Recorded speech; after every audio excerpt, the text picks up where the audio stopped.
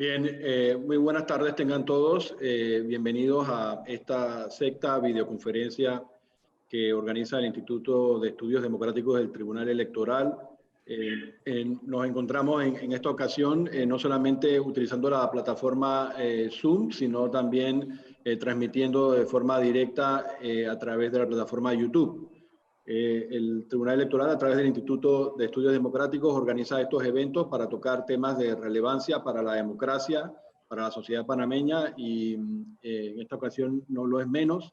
Estamos tocando el tema del reciente informe del año pasado de desarrollo humano para Panamá, y con las previsiones, por supuesto, de considerar lo que puede significar un cambio para nuestro país en ocasión de los eventos de este año y particularmente la pandemia. Está con nosotros Martín Fuentes Besoaín. Él es especialista en investigación social y desarrollo humano. Ha trabajado en áreas vinculadas a metodologías de investigación, estadística social, demografía, planificación de proyectos para organismos internacionales y para organismos privados también en Chile, Honduras, Panamá. Tiene un título de sociólogo por la Universidad de Chile y un máster en gobernabilidad y desarrollo. También ha ejercido tareas de docencia en áreas como metodología, estadística y teoría organizacional en la Universidad de Chile y en otras instituciones.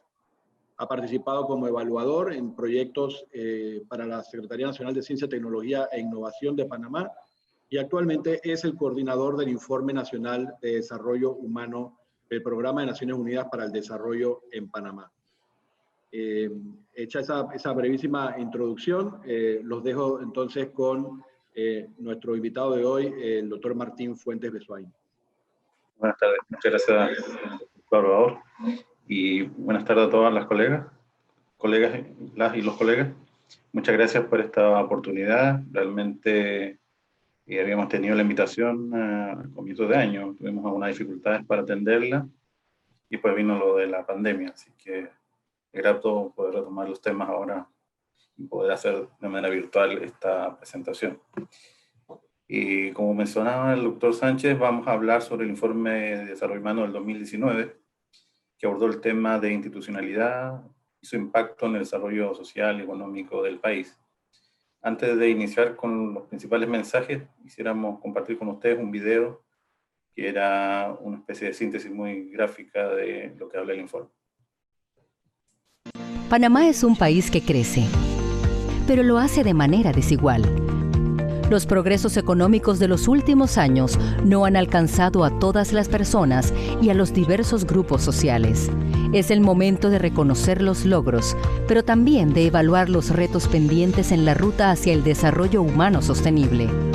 Una de las tareas más urgentes es la de hacer cambios para mejorar el funcionamiento de nuestras instituciones y alcanzar mayores resultados con las políticas públicas.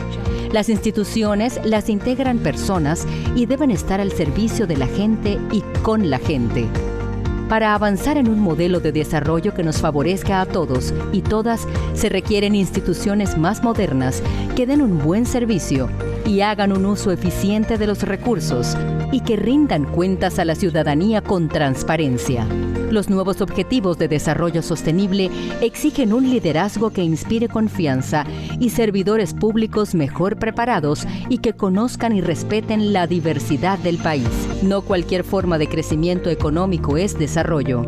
Si aspiramos a tener una sociedad más justa e igualitaria, el modelo que ha seguido Panamá excluye e invisibiliza en muchas ocasiones a indígenas, afrodescendientes, jóvenes, mujeres, adultos mayores y personas con discapacidad.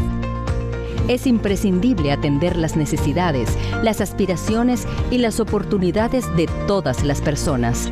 Solo con instituciones renovadas, inclusivas y eficaces y funcionarios y funcionarias preparados y sensibilizados con esta diversidad del país, podremos alcanzar el gran reto de los objetivos de desarrollo sostenible. Ha llegado la hora de renovar las instituciones para que el crecimiento y el desarrollo humano de Panamá sea más igualitario y sostenible. Para lograr mejores resultados y usar bien los recursos necesitamos conocimiento, tecnología, pero también formar personas éticas y solidarias. Esto nos involucra a todos y todas, ya que somos parte del funcionamiento de las instituciones y cuando dejamos de seguir las reglas, nos volvemos parte del problema. Es tiempo de ser parte activa de la solución por el desarrollo sostenible de Panamá. Listo. Ahora sí, muchas gracias. El video, como vieron, trata de proponernos una mirada novedosa sobre el tema institucional. En el 2007-2008 ya se había realizado un informe de desarrollo humano en Panamá que trató de mirar algunos de estos desafíos, pero nuevamente se quiso 10 años después volver a analizar esto con algunas nuevas ópticas o elementos. Lo primero es cuál sería un poco la historia de por qué volver a mirar este informe. Una tenía que ver con las grandes oportunidades que se señalan que tiene Panamá. Por muchos años vimos tasa de crecimiento económico acelerado, un país que mostraba dinamismo en la región, con un alto nivel de inversión extranjera. Por varios motivos era un país muy interesante para muchos sectores. También estaba persistiendo el tema de la desigualdad, que era como la otra cara de la medalla, ¿no? Porque no toda la población se beneficiaba de igual manera de este crecimiento. Y surgió también en el camino lo que es la nueva Agenda de Desarrollo, la Agenda 2030 de Desarrollo Sostenible. Por lo tanto, además de las tareas pendientes que existían, hay una nueva dinámica que nos obliga a pensar más en la sostenibilidad ambiental y en la inclusión social. Entonces eso lo sintetizamos de una manera muy simple en un mensaje que era una nueva forma de hacer las cosas. Es decir, no se trata que no hay avances ni que no se ha progresado, sino cómo podemos hacernos cargo de los temas pendientes como la desigualdad, el deterioro ambiental y al mismo tiempo lograr mayor inclusión social en el marco de esta nueva agenda de desarrollo. Aquí algunos datos macroeconómicos que muestran cómo se distribuye el Producto Interno Bruto, es decir, la riqueza del país por provincia y de igual manera lo que es la población. Las barras en color amarillo nos muestran el porcentaje de PIB, que es de riqueza que se genera en cada una de las áreas. Vemos como Panamá, el que tiene más de un 65% de concentración del PIB y un poco menos de la mitad de la población. Entonces, esta gran centralización de los recursos, de la población, hace que tengamos de partida un desafío muy fuerte para las instituciones en términos de redistribución y de asegurar oportunidades para todos los sectores y todas las provincias. Eso ya nos fomenta un primer desafío. Lo otro es cómo poder fortalecer otras áreas de desarrollo, otro modelo de desarrollo, otras actividades en las regiones que signifiquen destacar nuevos polos. Ahora apreciamos lo que es el índice de desarrollo humano, que es una especie de ranking que nos lleva desde las áreas comarcales, pasando por zonas más rurales, hasta la provincia de Panamá, y Los Santos y Panamá como las que tienen mayor nivel de desarrollo humano. Cuando nosotros hemos visto esta gráfica en informes anteriores, vemos que es muy similar. Hay cambios pequeños año a año, pero no logramos hacer una transformación hacia una mayor igualdad entre las diferentes áreas. Acá lo que más salta a la vista, por ejemplo, es la caída del índice en el área de Darién. Pero las comarcas han ido avanzando muy lentamente en este periodo. Pero sobre este indicador también hicimos el siguiente análisis. Cuando vimos lo que es la inversión no financiera por habitante, esta estaba cerca de los 900 balboas, pero al distribuirla por provincias vimos una fuerte desigualdad. Está la provincia de Panamá con los valores más altos, pero difiere mucho lo que pasa en cada una de las provincias. Si ustedes se fijan, también siempre llama la atención mucho lo que es Darién. Y en este caso, conversando con distintos sectores, nos explicaban que tiene que ver mucho con la inversión en seguridad, por ser una región estratégica, pero no siempre está correlacionado con la inversión social. Y el resto de las provincias, muchas de ellas están por abajo de este promedio de inversión por habitante. Entonces parece que no hay necesariamente una clara lógica en cómo se invierte, muchas veces tiene que ver con decisiones más políticas, pero no hay un enfoque, por ejemplo, de invertir más en las áreas más rezagadas, sino que es bastante variable. Incluso si uno pudiera reflejar otros años, eso también podría cambiar según acontecimientos particulares de ese momento, de una inversión específica. Entonces también hay la posibilidad que tiene el presupuesto público de generar ese cambio hacia la mayor igualdad entre las zonas no está bien utilizado. Ahora, adicionalmente a los desafíos que estaban aún no atendidos, por ejemplo, una planificación estratégica a nivel territorial mucho más fuerte, la definición de criterios de asignación de recursos, como veíamos, para poder tener como una orientación más clara hacia qué zonas o temas se está invirtiendo mayormente. Mayor presencia de la evaluación de resultados. Hay programas que llevan muchos años y realmente no se ha evaluado cuáles son sus ventajas y sus habilidades como para hacer algún tipo de cambio. Y también hay desafíos también en términos de modernización y profesionalización de lo que es el servicio civil o el servicio público. Son temas que se han discutido ampliamente y están todavía en proceso. Pero además hay otros temas que hemos llamado emergentes, no necesariamente son emergentes porque ya tienen algún tiempo presentes, pero no siempre eran asignados a las instituciones como una tarea o un objetivo central. Por ejemplo, el reconocimiento de la diversidad. Vamos a hablar un poco más adelante sobre esto. Y poder identificar a los distintos grupos, que si bien el Estado genera una integralidad, poder reconocer que hay una diversidad de actores y personas dentro de ese Estado, promover equidad e inclusión, no solamente administrar recursos, sino tener criterios para la equidad y ver cuáles son las barreras para poder incluir a determinados sectores. Los temas ambientales, que si bien tenemos una normativa que no siempre se aplica. Hablar de calidad e innovación también no es muy común en nuestro Estado, y también el tema de transparencia y rendición de cuentas, que si bien es parte de la normativa y de las obligaciones, es algo que se ha vuelto mucho más significativo o sensible en los últimos años. Entonces, con ese panorama, el informe quiere proponernos primero una interpretación de las instituciones un poco más amplia de la tradicional, y que nos ayuda a entender también por qué la dificultad para hacer estos cambios. Si los cambios son bastante consensuados, si la gente tiene claro lo que hay que mejorar, por qué no hemos logrado hacer la transformación.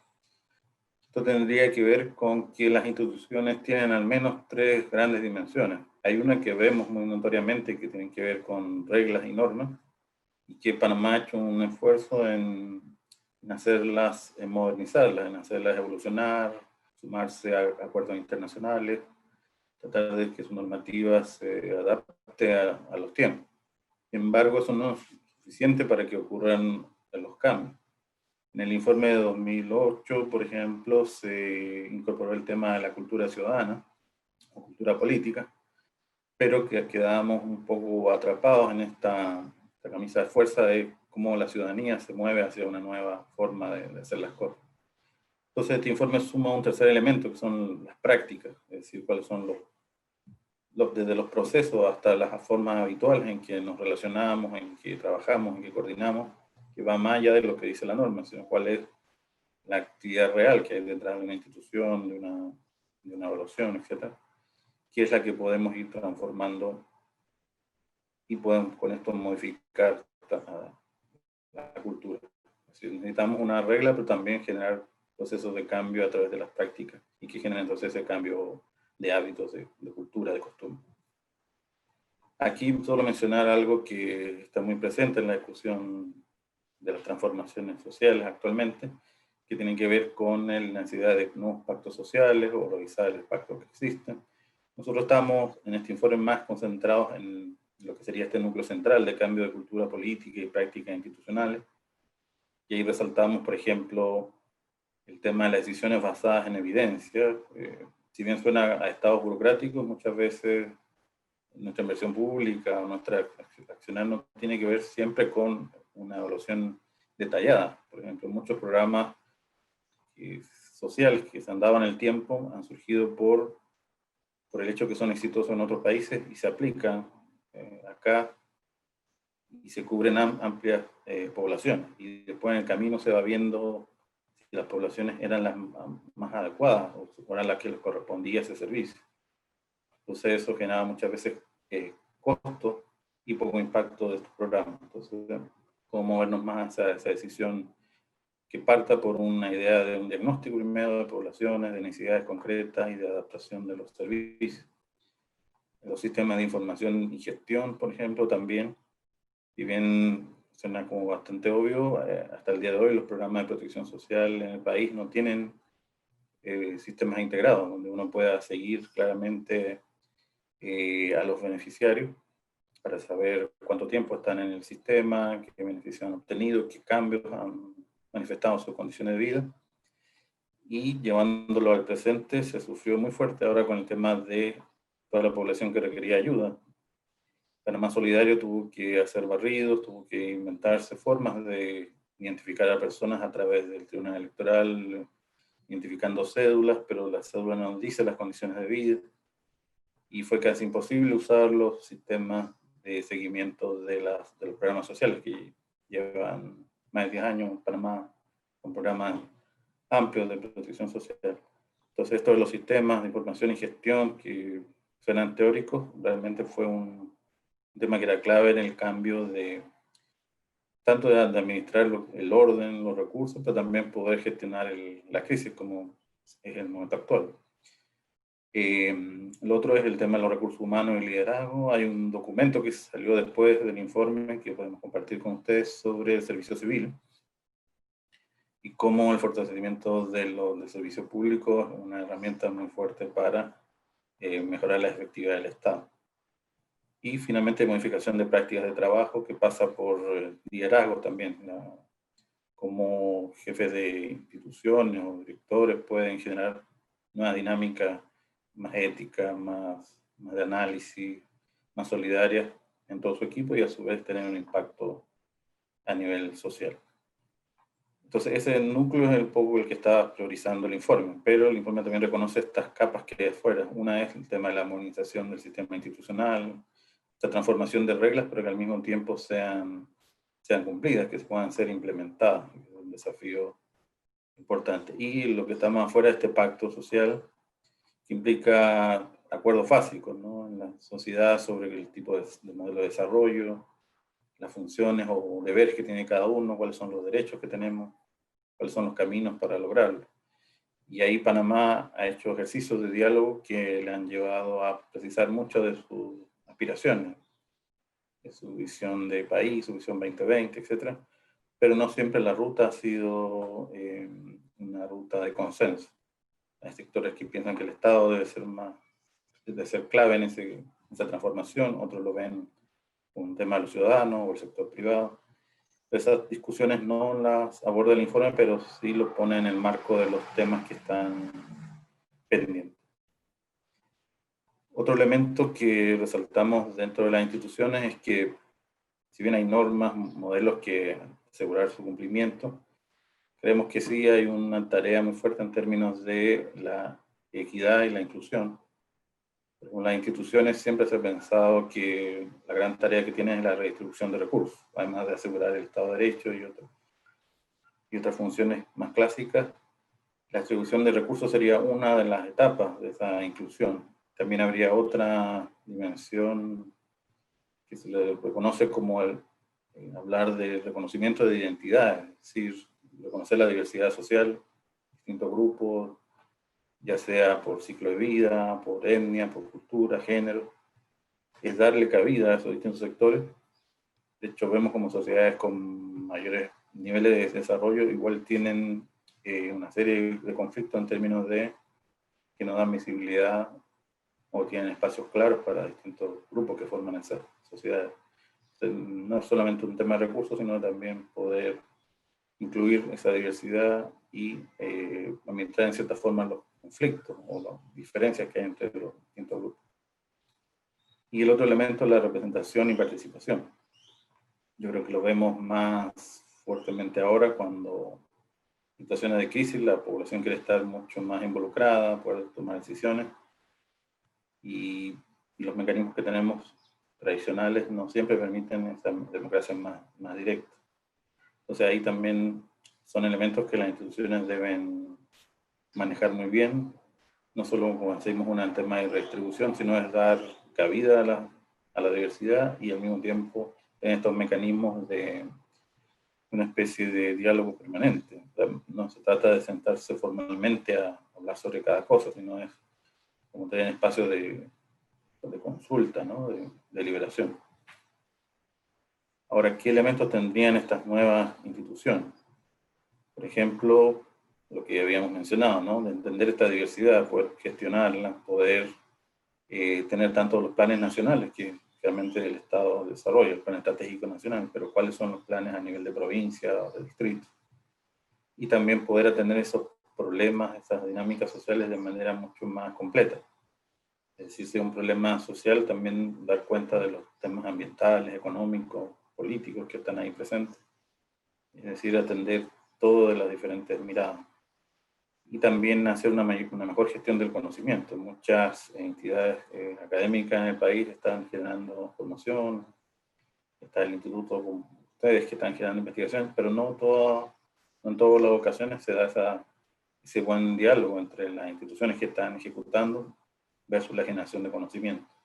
De cómo abrir un espacio a instituciones más abiertas a la innovación. Innovación nos referimos a que un problema social, un desafío de servicio o de participación sea discutido ampliamente con académicos, con profesionales de otras áreas y poder generar soluciones. Porque el Estado o el gobierno tiende a generar una respuesta estandarizada y le costaría mucho generar una respuesta distinta a aquella que la ley le permite. Entonces, ese cambio no es muy difícil que se dé ahí, se debe dar en ese diálogo con la academia y quizá con otros grupos. Aquí hay un dato adicional que nos muestra la importancia de fortalecer las capacidades de servicio civil. En esta gráfica hay países ordenados de izquierda a derecha por su nivel de desarrollo humano. Y tienen, la altura de la barra nos muestra la calidad de su servicio civil en términos de responsabilidad, evaluación, formación, etc. Y la tendencia es que a mayores niveles de calidad en el servicio civil también está asociado a mayores niveles de desarrollo humano. Acá la recta muestra la tendencia, hay casos como que sobresalen, están por arriba, como el caso de Brasil o México está muy cerca, pero dentro de los que están más a la derecha, las barras que están en el tercer lugar, que están más abajo, es el caso de Panamá. O sea, Panamá aparece como un país muy atípico para su nivel de desarrollo humano, que aparece tercero en alto desarrollo humano, pero muy por debajo en términos de su calidad burocrática. Si bien hay un avance entre los periodos analizados, que eran cerca de 2011, 2014, o sea, en la década del 2004 al 2014, si bien hubo avances, no ha sido sostenida esta mejoría en términos del servicio público, ¿no? De asegurar estabilidad sometida a rendimiento, a evaluación, etc. Entonces, eso es un elemento que revisamos en este otro estudio sobre servicio civil, de cómo mejorar por esta vía también parte de las herramientas que tiene el Estado para atender lo que decíamos, diversidad, incluir los temas ambientales, económicos, etc. Entonces, ya en las últimas diapositivas, acá estamos tratando de presentar como los grandes temas. Ustedes van a tener acceso al informe para profundizar en cada uno de ellos. Pero aquí resaltamos entonces el tema, primero, de la participación, no solamente por lo que decíamos del espacio de reconocimiento de las diferentes demandas de la ciudadanía, sino para contribuir a la adaptación de la respuesta. Muchas veces los programas se vuelven poco efectivos porque están estandarizados a una realidad urbana, entonces en zonas rurales o respondiendo a una realidad étnica distinta, cultura distinta, no es aplicable. Al final es una pérdida de recursos. Lo otro es el reconocimiento de estas demandas particulares porque implican también una realidad cultural, un capital social que muchas veces se pierde. Entonces es necesario trabajarlo a nivel de comunidades y grupos para fortalecer esa capacidad asociativa. Y en la toma de decisiones, el estudio realizó una encuesta donde aparecía muy fuertemente que los diferentes sectores quieren tener algún tipo de participación en los procesos de diálogo, de toma de decisiones. Es decir, si bien se reconoce que hay una democracia porque hay elecciones y hay representantes elegidos que están tomando decisiones, la ciudadanía sí hay una aspiración que debemos canalizar o trabajar de alguna manera, que es estar presente en decisiones clave a nivel local sobre todo. Y ya para concluir los temas de esta breve sinopsis, lo que dice el informe es que hay una complejidad de áreas que trabajar, algunas ya están mucho más avanzadas, pero hay algunos temas que deberían incorporarse dentro de la discusión institucional. Lo primero es que el informe revisa una serie de reformas que ya están establecidas y han avanzado, pero con restricciones. Por ejemplo, se da todo el tema del análisis de la reforma de justicia, donde existe un pacto, una serie de recomendaciones, algunas se han completado, otras están pendientes. Entonces, de partida es necesario retomar esos acuerdos de país, esas reformas y terminar de implementarlas. Panamá ha sido bastante avanzada en tener estas reformas, pero por diferentes motivos. Entre algunos que se argumenta es el tema financiero, no se han podido implementar, y esas tienen repercusiones en toda la sociedad finalmente, como el fortalecimiento de la justicia, muchos de los elementos, por ejemplo la carrera judicial o el tema de la justicia de paz a nivel local ha tenido demora por esto de los recursos, pero muchas veces también es porque no estaba siendo una prioridad en algún momento determinado. Los otros componentes tienen que ver con descentralizar decisiones y la ejecución de recursos. Mucha de la ineficiencia del Estado pasa por evaluaciones hechas desde muy lejos, desde la realidad, o muy estandarizadas, y que finalmente no hay una posibilidad de controlarlas a nivel local. Entonces, lo lógico sería que cada institución, cada entidad local pudiera tener mayor grado de libertad para precisar qué es lo que se requiere y cuál es la respuesta en específico. Ya hay avance en términos de descentralización, pero son muy iniciales.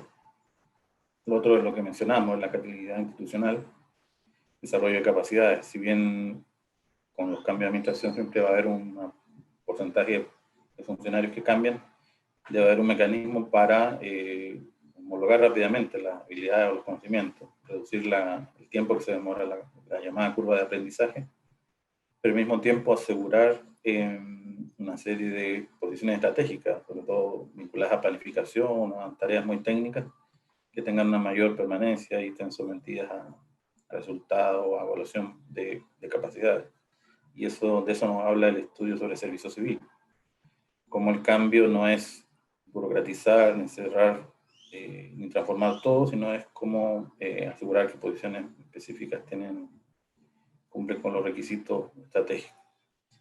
También los sistemas de información, ya hemos dado ejemplos de que hemos hecho muchos programas sociales sin un adecuado seguimiento y hemos visto ese vacío, sobre todo ahora, donde se podría haber identificado poblaciones de mayor urgencia y poblaciones que han participado en los sistemas, pero que han salido, pero que se sabe que son, por ejemplo, trabajadores informales, que tienen distintos componentes de vulnerabilidad y también habrían podido ser personas atendidas más directamente.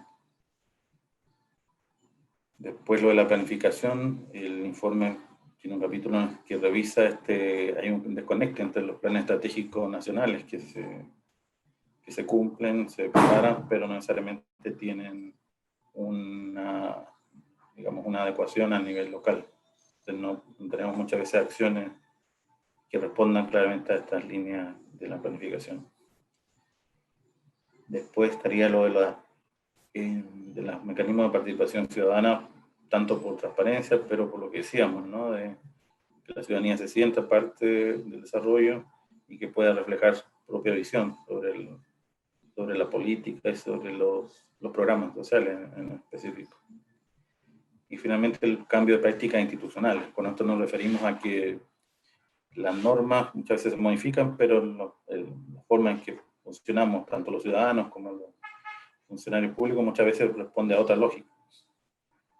Entonces, no se trata de decir si una es buena o mala, sino de establecer claramente, por ejemplo, temas de transparencia, de integridad, es decir, un acuerdo ético, por ejemplo, en términos de cómo se debe conducir las instituciones, y eso muchas veces es un incentivo para que se cumpla finalmente la norma.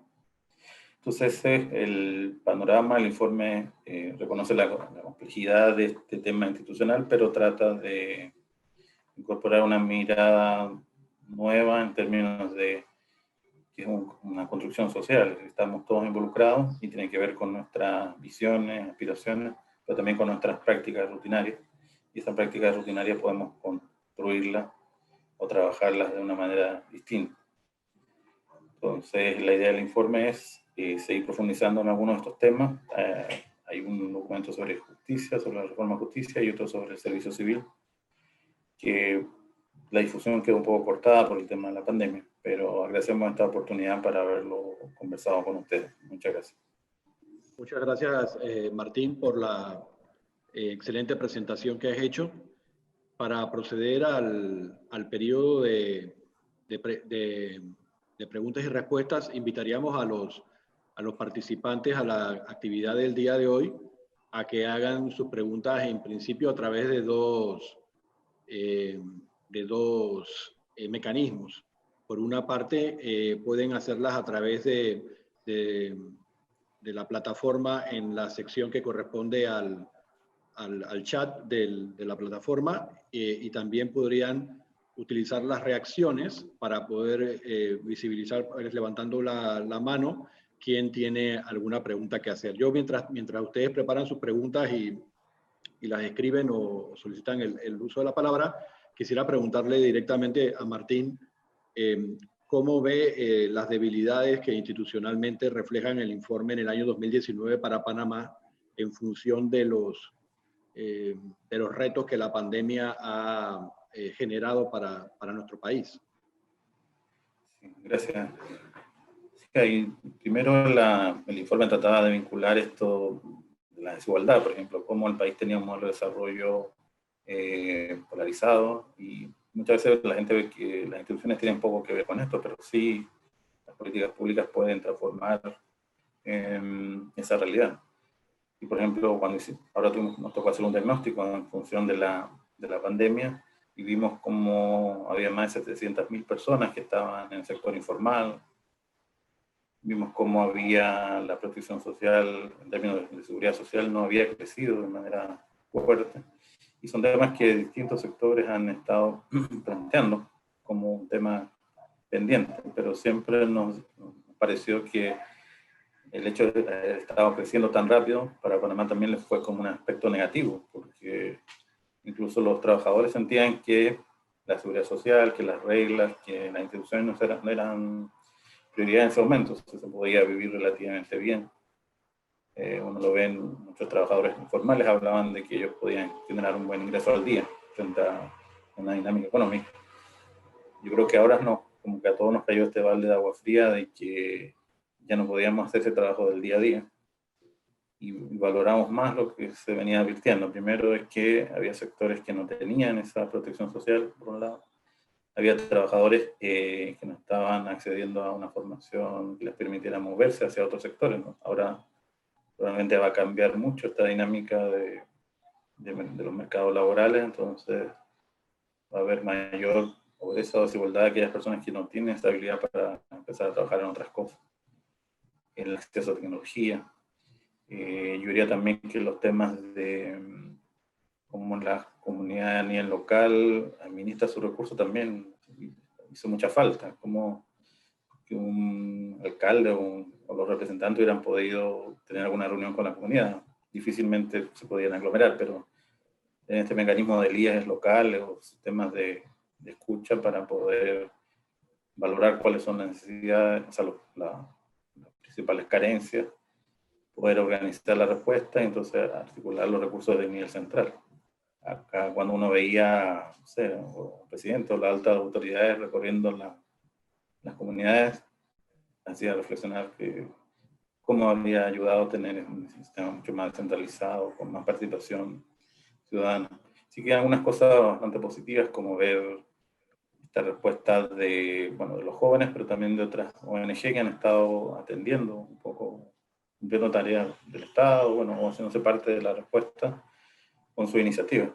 Nosotros en el informe también incluimos una parte donde veíamos que en esta ausencia del Estado había ONG, a veces la propia comunidad se organizaba y tenía su pequeña forma de respuesta, sus juntas comunales, su fondo de emergencia. Yo creo que ahora salió un poco a la luz esto, ¿no? De que hay una respuesta de la ciudadanía automática, no está esperando, como está el estereotipo, esperando que le llegue algo del Estado siempre. Bien, hay varias preguntas en el chat de la plataforma.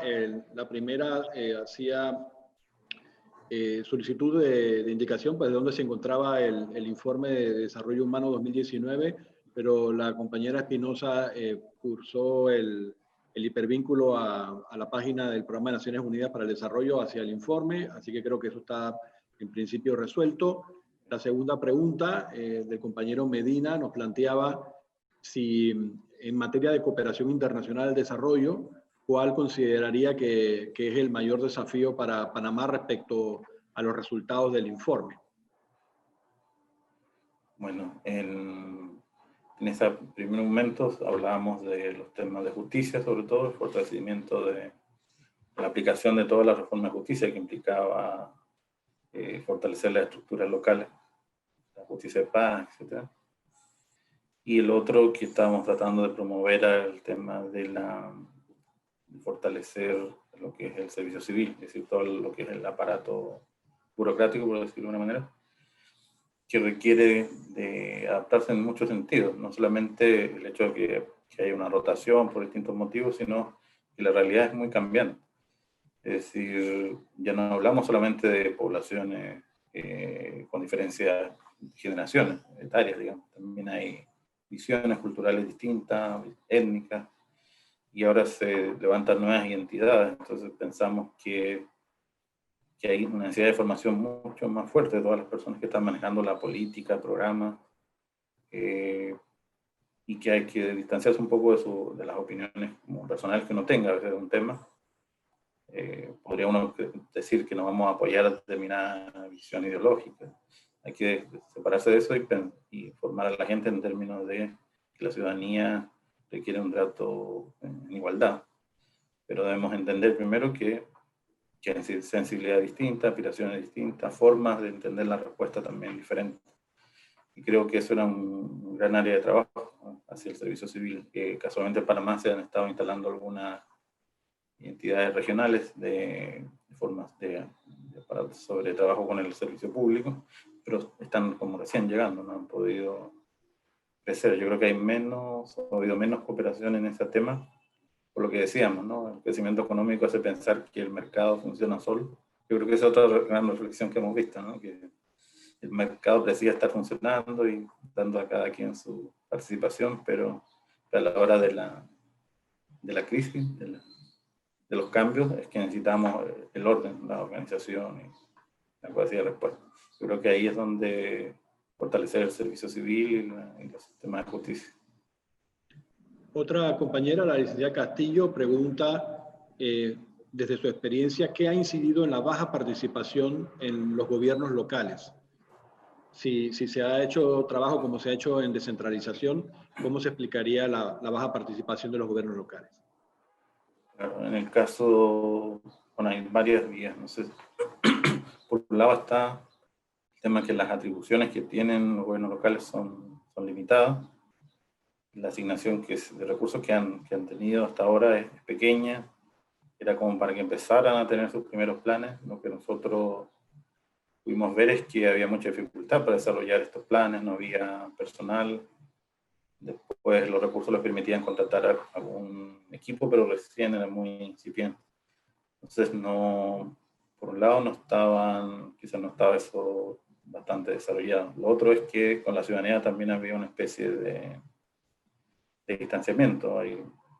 Por muchos años se ha instalado una especie de clientelismo. Cuando hay elecciones, se prometen cosas y se genera un vínculo casi personal entre los representantes y la ciudadanía. Entonces, en estos momentos el vínculo para una emergencia no era tan claro. Necesariamente los parlamentarios no estaban en un proceso de campaña.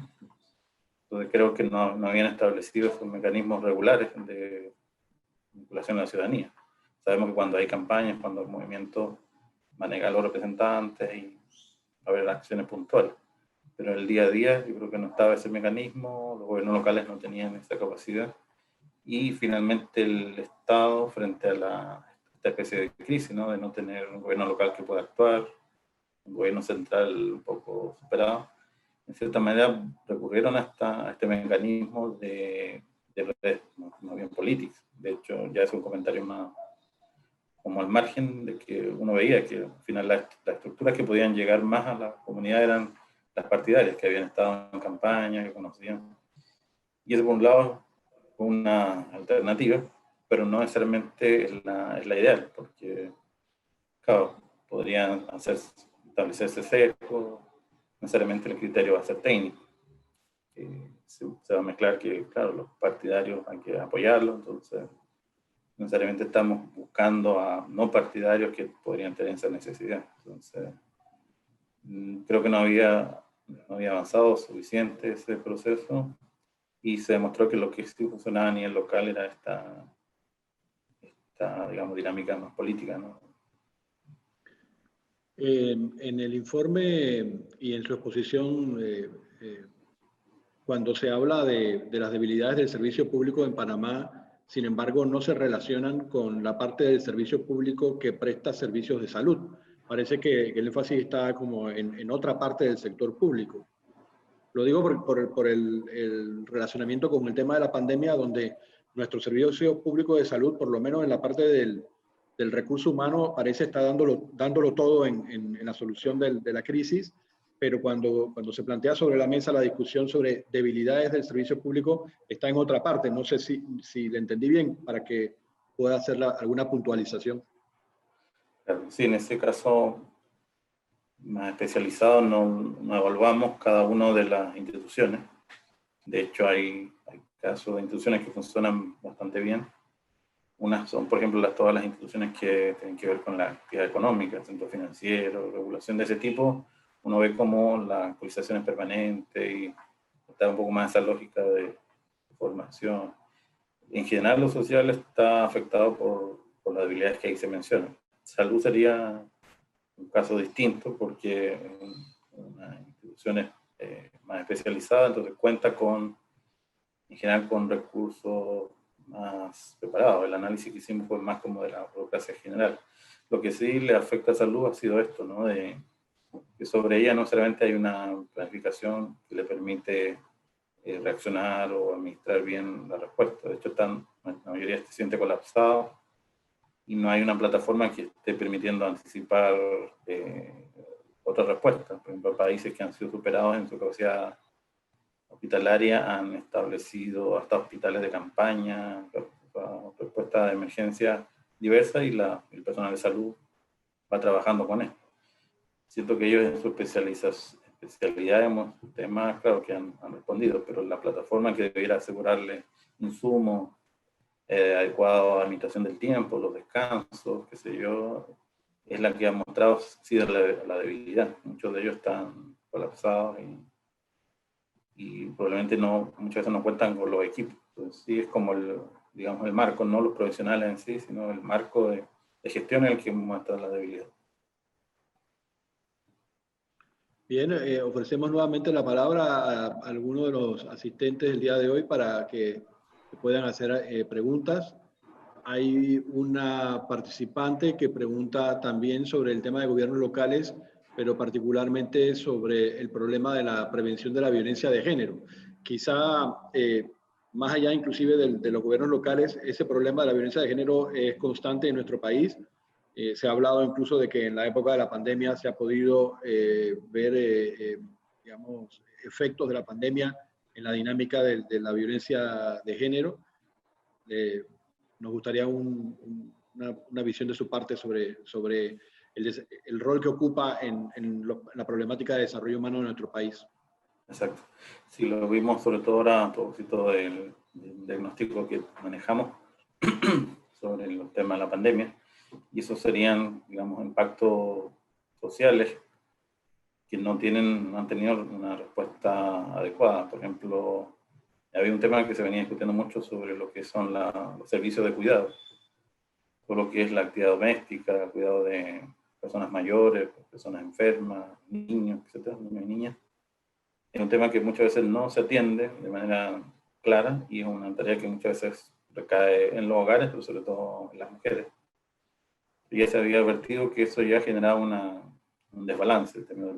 Hay casi un 20 puntos porcentuales de menos de participación de las mujeres en el mercado laboral y tiene que ver con eso. Ya hay una desigualdad que tiene que ver ahí. Pero lo otro es que ahora ha habido una mayor actividad doméstica que en la mayoría de los casos recae sobre las mujeres. Y hay un conflictos latentes en los hogares que no son atendidos por ningún lado. O sea, de hecho, la justicia de paz, como decíamos, ha demorado en iniciarse, formalmente se ha iniciado, pero no están las condiciones para que funcione adecuadamente.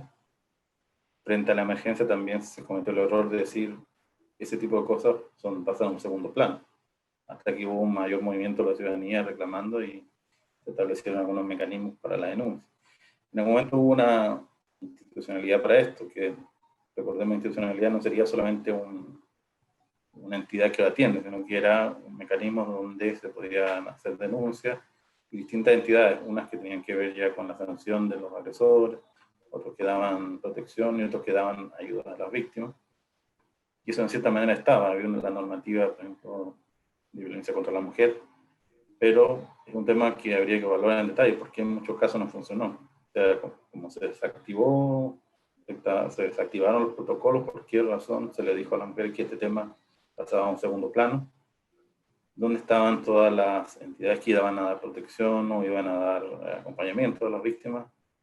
Y ahí yo creo que es un tema que deberíamos profundizar, porque no solo pasaba por el gobierno local, sino por una red que debía dar servicios. Creo que muchos han tratado de hacerlo, de manera como atender la emergencia.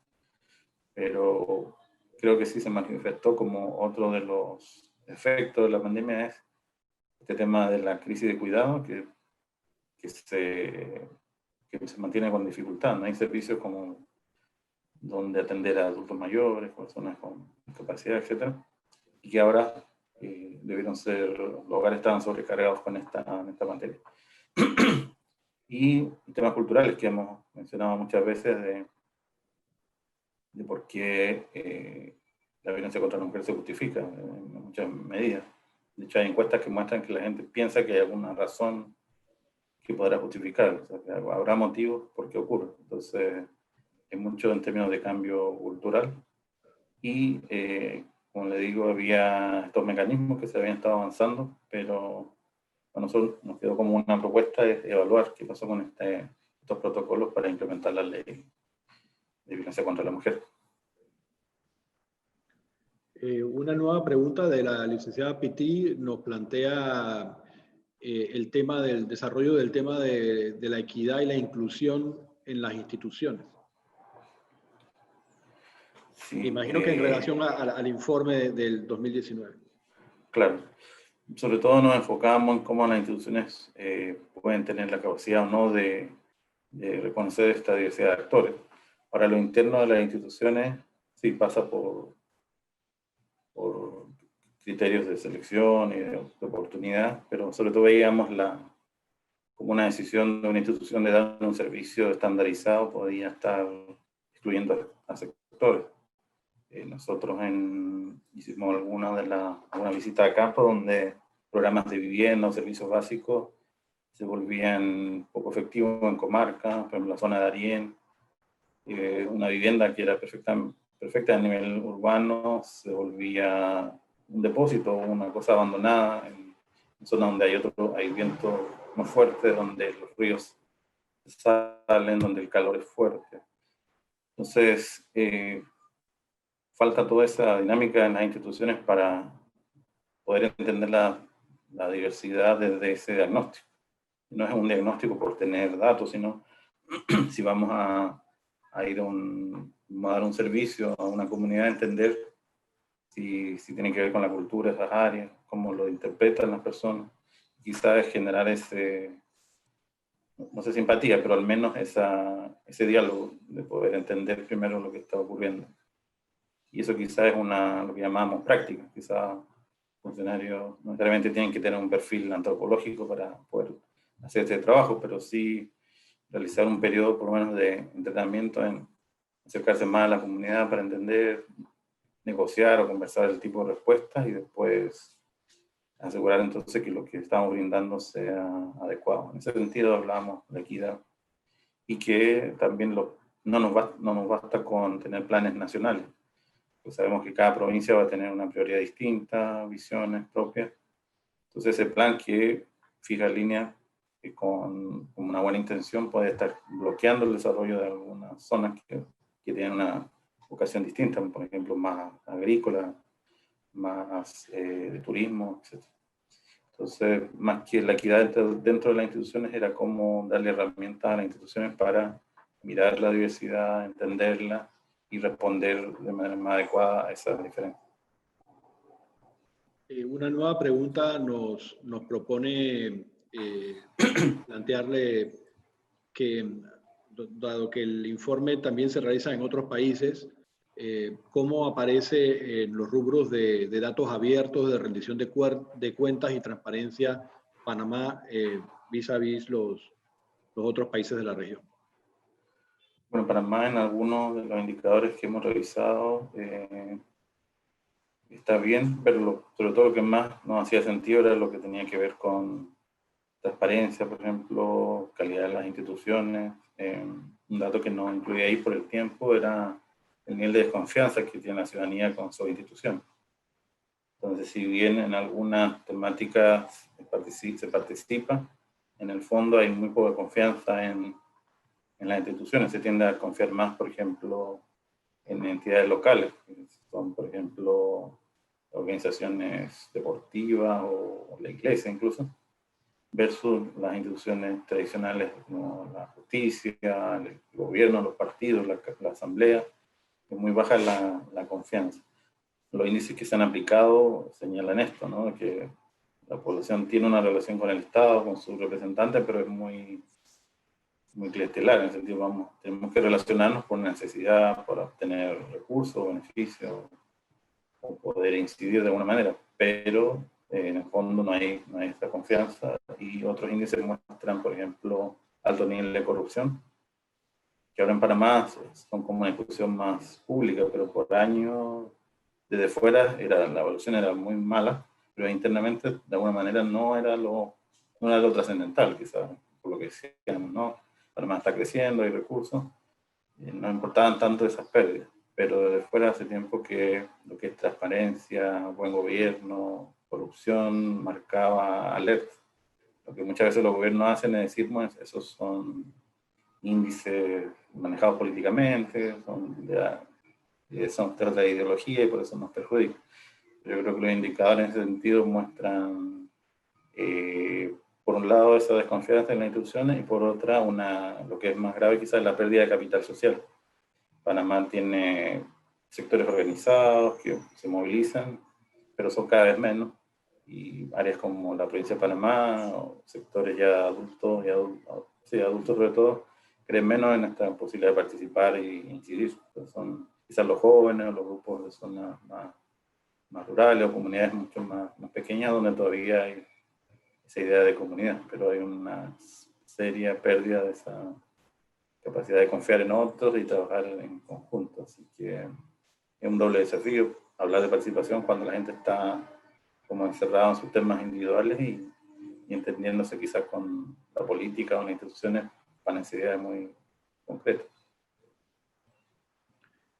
Una pregunta que nos plantea la licenciada Batista se refiere a las personas que se encuentran en la calle, indigentes, el grado de responsabilidad que el Estado tiene por hacer la debida atención de esa parte de sus ciudadanos y particularmente de los gobiernos locales.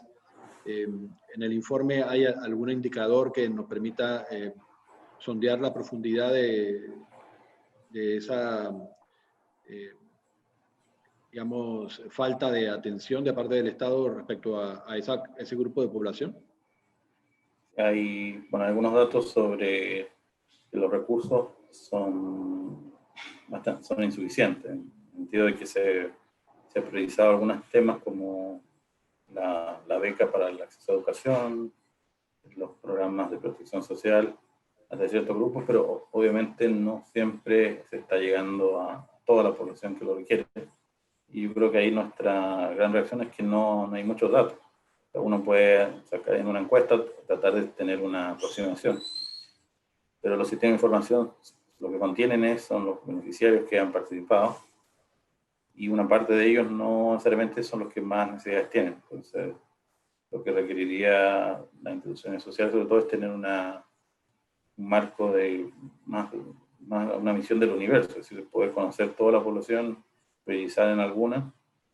No va a alcanzar probablemente los recursos para la mayoría, pero la sensación que hay es que están desfocalizados. Muchas veces, bueno, hay mal gasto, pero eso no es algo que se evalúe siempre, pero suponiendo una eficiencia mínima, hay temas no cubiertos. Por ejemplo, ahora frente a esto de la emergencia, probablemente los programas de vivienda no eran suficientes. La población que está en indigencia muchas veces se resolvía con albergues o programas, pero que eran temporales, pero ahora tener a alguien en albergue también se volvía contraproducente con el llamado al aislamiento. Entonces, no había esa capacidad de atender a esta población con un mecanismo distinto. Entonces, por lo que vimos, ha habido como banderas, o sea, programas banderas que se han atendido, no siempre bien focalizados, pero no hay como un marco más amplio de atender a otras poblaciones. Por eso la insistencia en los servicios de cuidado. ¿Quién apoya el tema del cuidado de niños y niñas, de adultos mayores, de personas con discapacidad? ¿Qué está pasando ahí? Y es gran parte de la tarea que sobrecarga el trabajo doméstico. Ya, bueno, acercándonos al final, quisiera preguntarle, licenciado, la utilidad que para nosotros como panameños tiene el informe de desarrollo humano. ¿Cómo usted vislumbra que podamos utilizarlo como una herramienta para lograr esos cambios que el país necesita? Creo que tratamos de leer el desafío del país a partir del rol de las instituciones. Es decir, elementos que no han abordado las instituciones son áreas que se manifiestan muy débiles.